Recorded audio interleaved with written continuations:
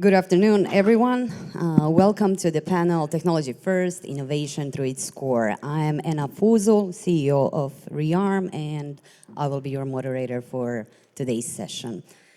Okay, we are going to dive deep into the key question all technology-driven companies face, and that is how do we use innovation, engineering to build cutting-edge, sustainable companies while being under tremendous pressure of rapid growth and competitive markets. So we are fortunate to have an exceptional group of speakers with us today, all founders with strong engineering backgrounds who have built remarkable companies by leading with technology at their core. Allow me to introduce, for everyone who doesn't know, Vedran Cindric, CEO and founder of Treblle, rising star in API management domain. Under Vedran's leadership, Treblle has been changing the way developers optimize, debug, monitor their APIs, and it's building overall better digital experiences for companies. Izabel Jelenic. Izabel is CTO and co-founder of Infobip, first Croatian unicorn, as you probably all know, global leader in omnichannel communication, cloud services. Izabel has been instrumental in driving its technology-first approach. Last but not least, Srdjan Kovacevic, CEO and co-founder of Orqa. Orqa is a well-accomplished Croatian startup in FPV and drone technology markets. Under Srdjan's vision, he has propelled Orqa to the forefront of FPV and drone markets. Thank you very much for joining us. We are going to cover a lot of ground, from the importance of engineering basics to how do we integrate business strategies to keep with keeping that technical edge. Okay, let's start with first question for all panelists. As founders with engineering backgrounds, we all chosen to put technology at the forefront of our companies. How has that technical expertise helped you shape your decision-making process, your company direction, product direction? Izabel, we can start with you. Thank you very much, and hello to everybody. That's a good question. I think I would say for Infobip specifically, technology is really at our core, but it was always very tightly connected with the business. So the idea is like to really understand as much as possible end to end, and that's the best way actually to understand the customer's problem, and then it helps a lot in order how to build technology, what to build in order really to fulfill customers' needs. Thank you, Izabel. Vedran, can you share your perspective on it? Yeah, of course. Hi, everyone. Nice to be here. So our product is pretty technical, given that, like I said, we're all engineers. I don't even know how I would start a company that isn't technical. So we do APIs.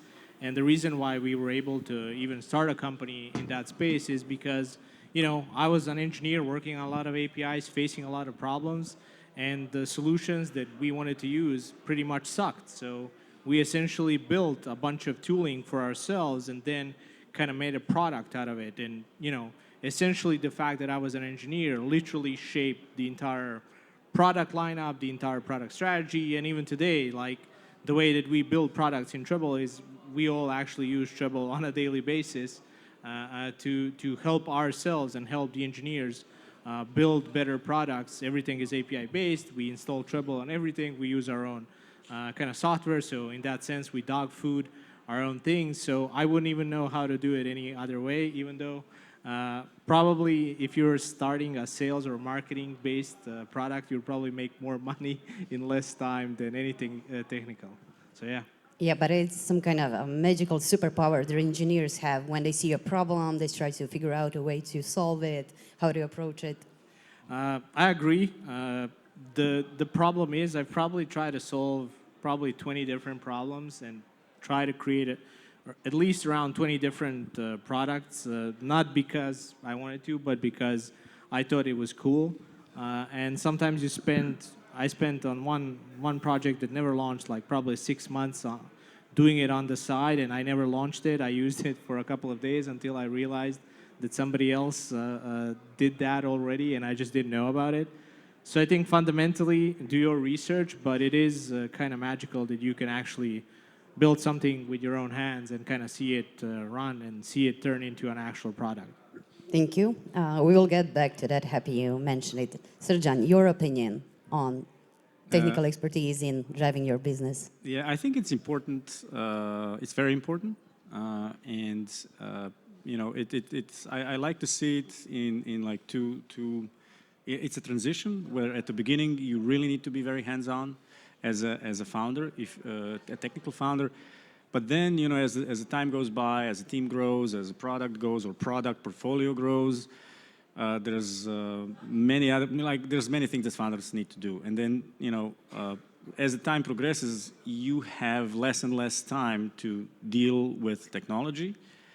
And as an engineer, you want to, you know, keep being hands-on. So it becomes this thing where you need to learn to let go. And if you, and you know, I still meddle in tech, even after, you know, what is it, 7 years. But like you need to know where the limit is. So after a certain point, you're annoying, and you don't have the details. So just, you know, but even after this time, I could identify situations where I could meaningfully contribute to the technical discussion.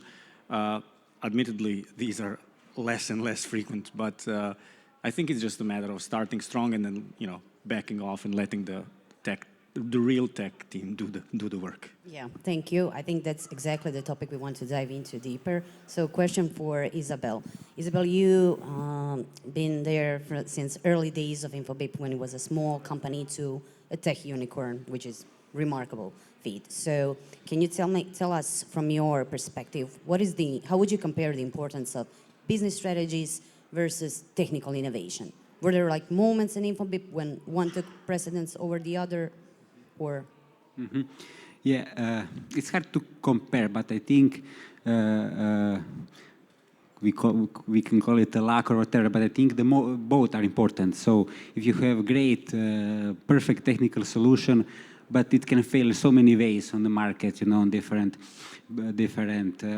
business model, different, I don't know, pricing, geography, whatever you might mention, it can fail. So I think we have few situations when we have like every few years either it was some technical solution that really made us be the best on the market, or there was there was also innovation. Innovation is not only related to technology. Innovation can be related to business models, to, you know, way you approach customers, to specific go-to-market strategy. So I think we had those breakthroughs on different ways, not only technological.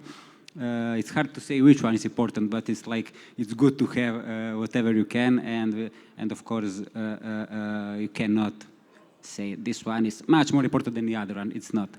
Got it. Thank you. It could be like in cycles. So as Srdjan mentioned, there are, you know, different phases in the company's growth where you need to maybe focus more on one or the other. Question for Srdjan, and this is something that Vedran mentioned earlier. At many entrepreneurs, especially those with engineering background, they tend to build solution out of their passion or their, you know, affectionate towards a certain technology. How do you navigate this at Orqa? Or how do you combine technical enthusiasm with market demands, since those solutions aren't always necessary what market needs at the moment? Yeah, that's super typical, especially if you have an engineering-heavy organization that, as we do, and you start off without having a dedicated product function. So you're kind of, you know, trying to innovate out of touch with the market. We were lucky that the first product that we, you know, went out with, we were the users. So like we had it, we could embody the user persona. Even with that, we've, you know, because we wanted to, you know, build a product that's better than anything out there at the moment, I would say, you know, through everything that we could imagine, every feature that we could imagine, we just threw into that product. And you know, the time invested in certain features, you know, was really not worth it. If I'm looking back, once you launch a product, you see, oh shit, nobody's using this, or you know, it looks like, you know, this was a miss. Even though we were engineers, and you know, it's easy to get carried away to do stuff because it's cool. But and I think very late in our company development, we've learned that there is such thing as product owners and product management, somebody that actually talks to the user. So I don't know how we survived without that. But yeah, I think that's a real risk, just letting engineers run amok. And if especially if the founders are engineers or have an engineering bent, like that's a super hard thing to control. Yeah, agreed. Do you maybe have an example that you can share with us where you adopted your technical vision to the market needs, then captured a market opportunity? Yeah, I mean, there was this thing, talking about the goggles, the first product that we went out with, there was so many features, and we learned that, we found it surprising that the feedback for some feature, we had like features that we spent months on, and debugging and making it great, and then like 3 users were using it. This is a hardware product. You cannot just you rely on feedback that comes from people asking at customer support. Oh, how do you do that? How do you do this? Like we had one such ticket where 1 or 2 or 3 persons were using a head tracking feature, like that sort of thing. Or at the same time, we also had a lot of inbound requests for features that we were able to roll out with firmware updates. So you kind of learn to listen to the market, and you really need to burn yourself to figure out what next time you're not investing that. Well, maybe the next time you will, but then the 3rd or 4th time you will not. You will learn out of 4th or 5th or 6th time. Thank you. Izabel, Infobip has grown huge as a company over the years and now has almost 4,000 employees.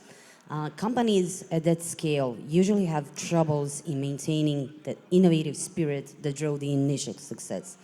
How do you keep innovating at such a large company? Yes, that's true. I can really relate with what Srdjan mentioned. When you are talking at the start, we were actually engineers talking with the customers, over Skype at that point of time or whatever. So it was very easy to get the customer feedback, to understand what they think about it and how to react. And I remember when we were like smaller team, it was also easy. We had like customer support, but it was easy when we do some introducing new feature on some migrations. I just went to the other room, asked, hey, what are customers saying? And got immediate feedback about what is the situation on the field. And it's like really important in those times to be able to understand quickly what's happening and then to react fast in case something's went wrong. And as company grows, we are also later introduced product management, that's additional layer.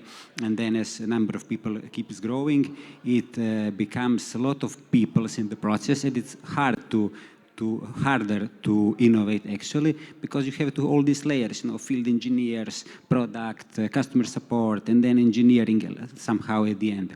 The approach that we took in this situation right now, we follow unfixed methodology and trying to establish smaller teams, like small startups within our company. And those smaller teams have people of all different profiles, different specialties, but all working towards the common goal. And that it makes really the group of people, team, really compact, and it's less there are no gaps between different departments. There is no, it's not my job attitude. It's more like, okay, we are here all together and we are working towards this goal.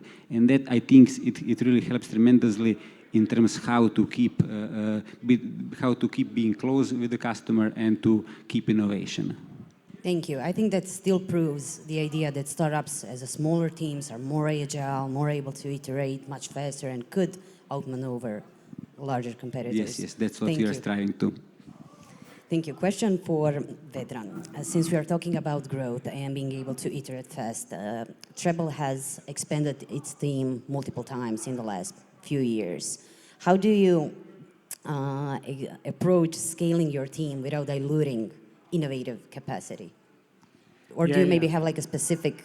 Yeah, if I had an answer to that, probably $1 million question. But generally, I would say that as soon as you grow the team, you will start slowing down on innovation, especially if you add people like product and sales, as soon as you start actually talking to customers and have people who bought your product, I would say that the amount of innovation you can do there is probably every day a bit less. But generally, we try to keep, when we look for engineers, we try to find passionate engineers who can still, at the end of the day, deliver essentially things that we need, and then at the same time, use the product and try to figure out, what would they like to see. So the number one thing that we kind of look for engineers is, first and foremost, when you get hired at Treblle, the first week, if you don't push code to production, something is wrong, that's for sure. I wanted to ask for specific.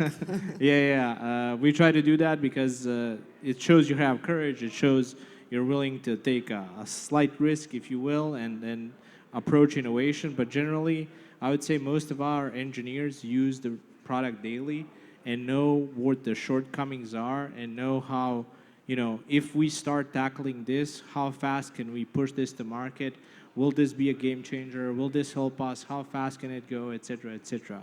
So I agree definitely that product should play a large role, or if you will, sales should, at the end of the day, play a large role. But generally, I think we, as engineers, you should be able to innovate a bit every single day when you come to work. But how hard it is to find good engineers? I think everybody's going to agree, extremely hard. We've probably made a lot of mistakes, but we've also been lucky enough. Sometimes you find good engineers where you wouldn't even think. I've seen a lot of success in like hiring from college, because you have really passionate, driven people who are literally, there to make a name for themselves. And that's their motivation. So the fact that they want to work for your company means that they'll probably do a much better result than somebody who's been doing it for 15 years and has, I don't know, I'm not discriminating, but I don't know, 3 kids and a dog and a wife and everything. So that's normal that life and priorities change. So I think that's always a plus. But one thing that we look for engineers, if possible, is that they're fast. And I think you and I talked about it on the phone a bit. Like, if you're fast moving, if you respond fast via email during the interview process, and generally talk faster, we're going to like you much more than if you're slow, shy, and everything. And also, anybody who communicates clearly, I would say, has a very big plus. So if you know anybody like that, please. Treblle is hiring. Yeah, we're always hiring. Thank you. Yeah, we could conclude that enthusiasm, some kind of, idea to be part of a bigger picture, bigger story, could be good drivers when hiring. Question for Srdjan, and I'm go a little bit back to large organization competing with such one. Srdjan, you were in the opposite situation. Your competitors were huge companies, large organization, and you do have the advantage of being able to iterate fast, move very fast. How do your focus on technical innovation helps you outcompete much larger companies that might have significantly more resources? Well, our competitors are really much better resourced than we are, and they're massive. But what's frightening is they are incredibly good at innovation. Not for a company of that size, but for a company of any size.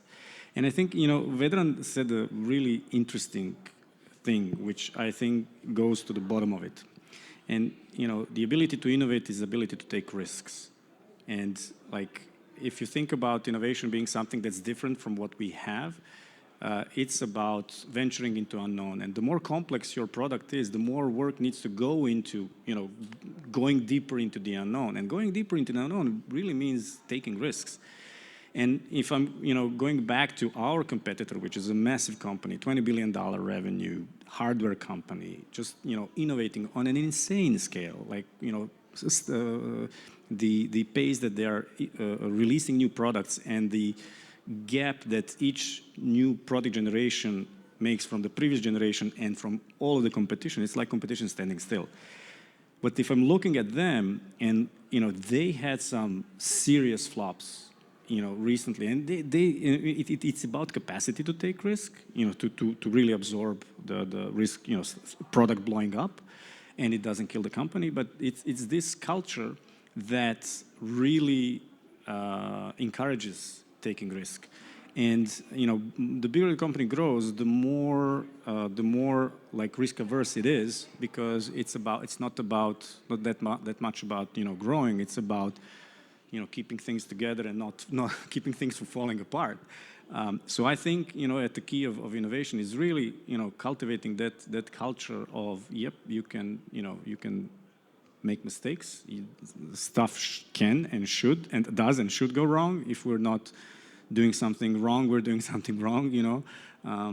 So I think that's the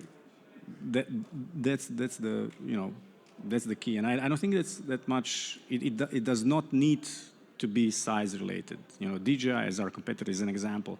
You can be a massive company that you can still be super innovative, even past the certain size.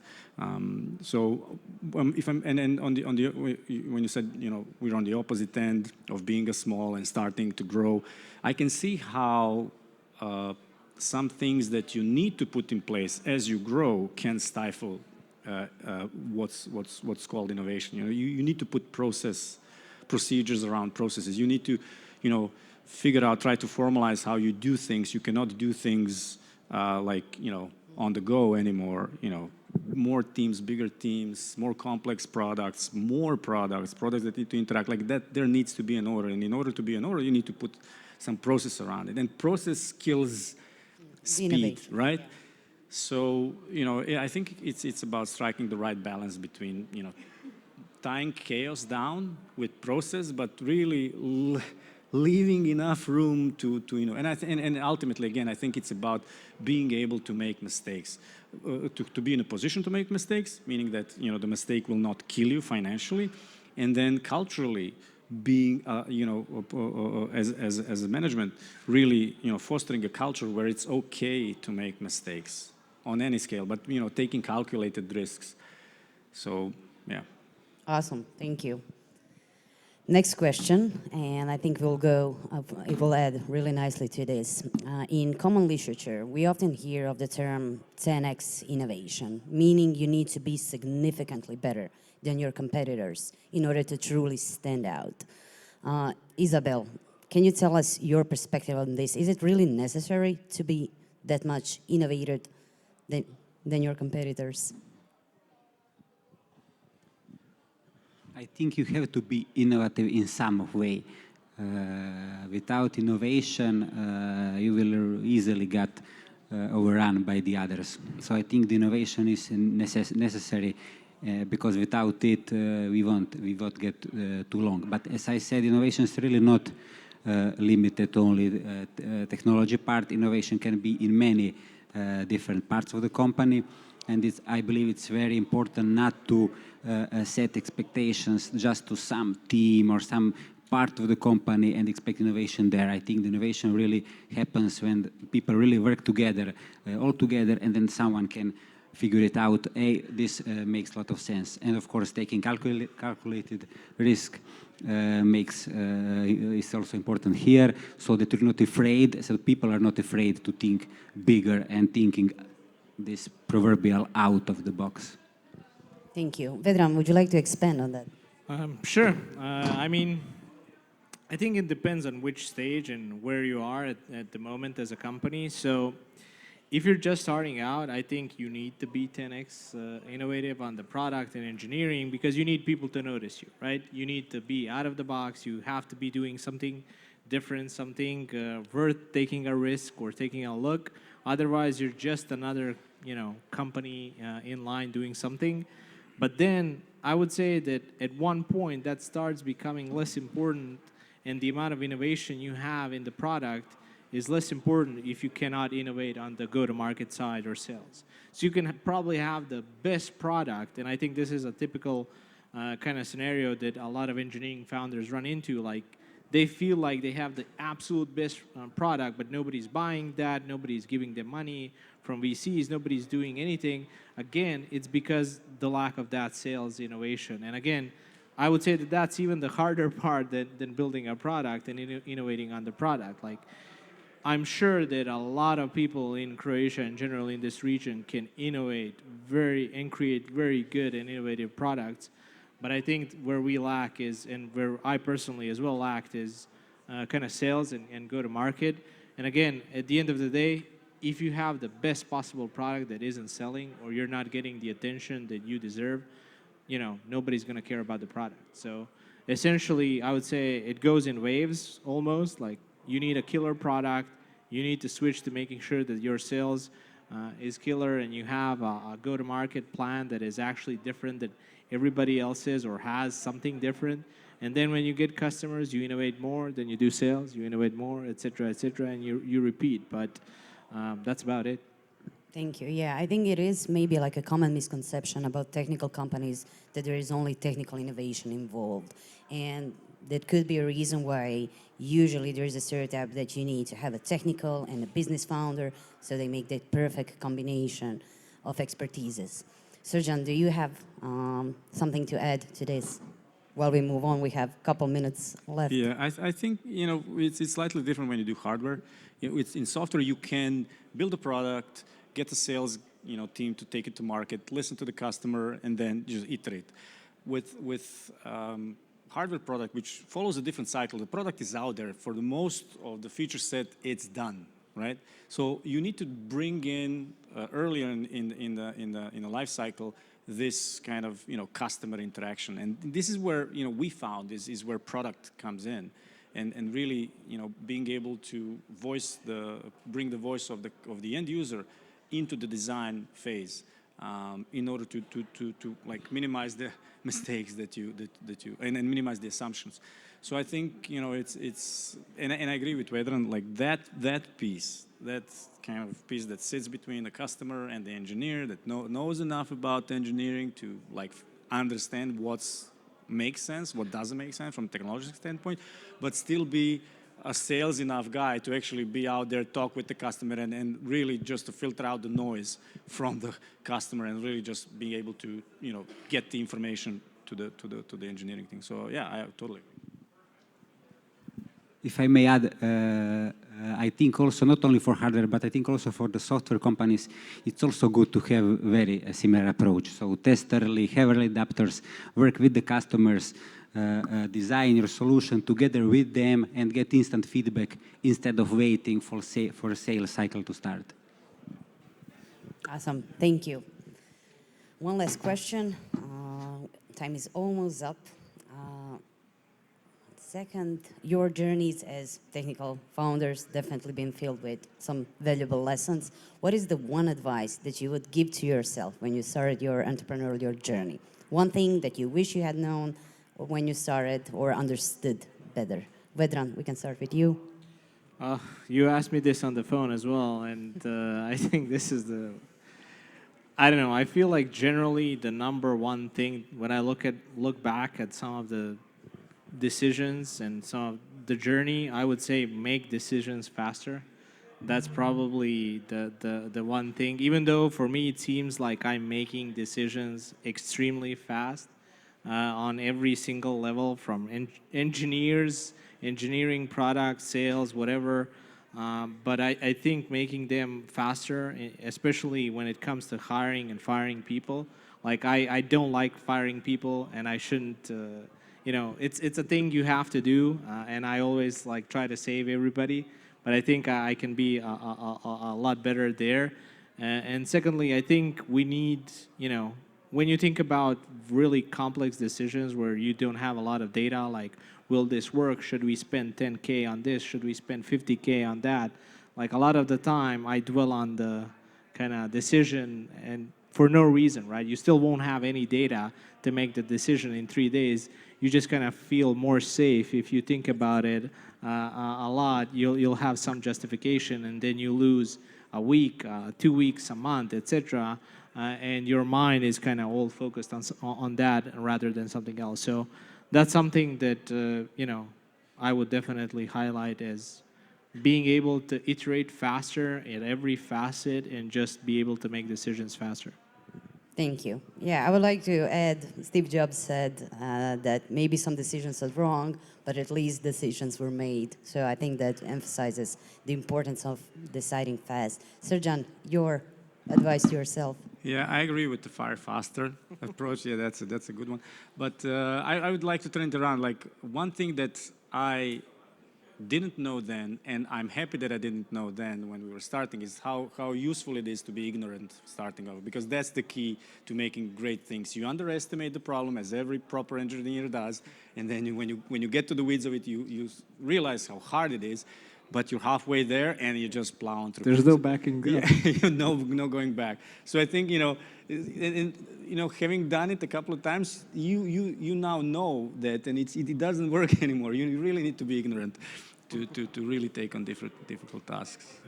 Thank you. Srdjan, sorry, Izabel, your advice to yourself? Yes, maybe I would go with don't get so nervous. There will be problems, there will be good times, there will be bad times, but at the end we will find some solution altogether. So don't get too much stressed. Maybe it could sort out a few of my gray hairs if I knew it earlier. True. Thank you. Great advice for the end. Thank you, Izabel, Srdjan, and Vedran for valuable insights and sharing your experiences. Hope everyone took some valuable takeaways from this discussion. Thank you for attending, and I hope you have a great rest of your conference.